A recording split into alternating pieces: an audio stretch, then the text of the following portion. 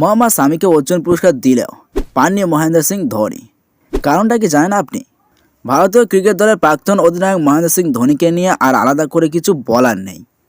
সৌরভ রাহুল জামানার পর ধোনির হাত ধরে টিম ইন্ডিয়া এক নয়া সাফল্য অর্জন করেছে বা একটা সোনালী যুগ পার করেছে। অথচ মহেন্দ্র সিং ধোনিকেই অর্জুন পুরস্কারে সম্মানিত করা হয়নি, যেখানে সচিন, সৌরভ, দ্রাবিড় এমনকি মোহাম্মদ শামিকেও এই পুরস্কার দেওয়া হয়েছে। কিন্তু কেন এমন ঘটনা ঘটল? আসুন বিস্তারিত জেনে নিন আমাদের আজকের এই প্রতিবেদনে। সম্প্রতি মোহাম্মদ শামির হাতে অর্জুন পুরস্কার তুলে দিয়েছে ভারত সরকার। এই ঘটনায় গোটা দেশের ক্রিকেট সমর্থকেরা আনন্দে উচ্ছ্বসিত হয়ে উঠেছেন। সম্প্রতি একদিনের ক্রিকেট বিশ্বকাপে যথেষ্ট ভালো বোলিং পারফরমেন্স করেছেন উত্তরপ্রদেশের ছেলে বাংলার এই পেস বোলার।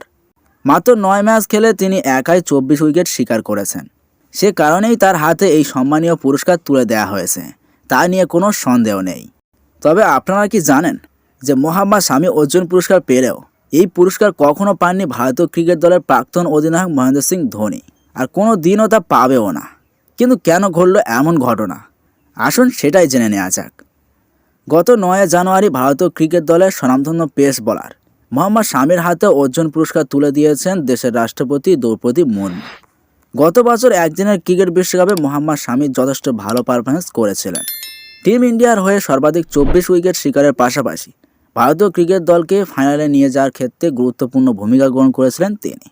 প্রসঙ্গত, বিশ্বকাপের ফাইনাল ম্যাচে অস্ট্রেলিয়ার বিরুদ্ধে হেরে যায় ভারতীয় ক্রিকেট দল, কিন্তু দলগত পারফরমেন্স যথেষ্ট প্রশংসিত হয়েছে।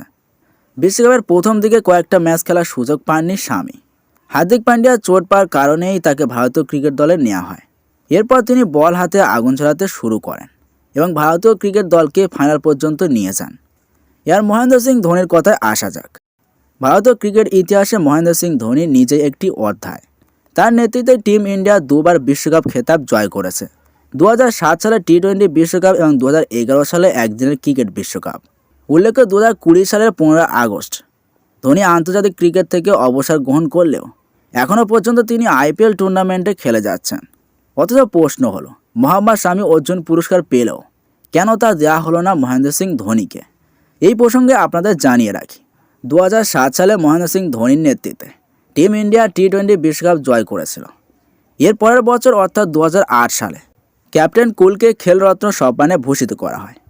যেহেতু অর্জুন পুরস্কারের থেকে খেলরত্ন সম্মানের মূল্য অনেকটাই বেশি, বলা ভালো সবার উপরে, তাই মাহিকে আলাদা করে আর অর্জুন পুরস্কার দেওয়া হয়নি। তবে এর নজিরও আছে যে খেলরত্ন পাওয়ার পরেও অর্জুন পুরস্কার পেয়েছেন অনেকে, যেমন চেস মাস্টার কিং কোহলি এবং রোহিত শর্মা। 2013 সালে কোহলি অর্জুন পুরস্কার পান এবং 2008 সালে খেলরত্ন, আর রোহিত 2015 সালে অর্জুন পুরস্কার এবং 2020 সালে খেলরত্ন সম্মানে সম্মানিত হন। তাই খেলরত্ন পেয়েছে বলে যে মহেন্দ্র সিং ধোনি অর্জুন পুরস্কার পায়নি, এ ধারণা একদমই ভুল। কারণ বিভিন্ন পুরস্কারের জন্য বিভিন্ন রকম দক্ষতার প্রয়োজন, বিভিন্ন দক্ষতা দিয়ে অর্জন করতে হয় এই পুরস্কার। মহেন্দ্র সিং ধোনি হয়তো একই ক্যালেন্ডার বছরের মধ্যে এই দক্ষতা অন্য ক্রিকেটারদের টপকাতে পারেননি, তাই তিনি এই পুরস্কার পায়নি। যখনই তিনি এক ক্যালেন্ডার বছরে অন্য ক্রিকেটারদের টপকে গিয়েছেন, তখনই তিনি সরাসরি খেলরত্ন পুরস্কারের জন্য মনোনীত হয়েছেন। যে বছর যে পুরস্কার পেয়েছেন তার সঙ্গে সেই বছর মাহির পারফরমেন্স বিবেচনা করলেই এই উত্তর আরও সহজেই পেয়ে যাবেন। তবে হ্যাঁ, অর্জুনের থেকে খেলরত্নের গুরুত্ব বেশি, এটা অস্বীকার করার কোনো জায়গায় নেই। কিন্তু খেলরত্ন পেয়েছেন বলেই যে এই অর্জুন পুরস্কার পায়নি, এটা একদমই ভুল। সো দর্শক, এই ছিল ভারতের প্রাক্তন অধিনায়ক মহেন্দ্র সিং ধোনির অর্জুন পুরস্কার না পাওয়ার পেছনে আসল কারণ।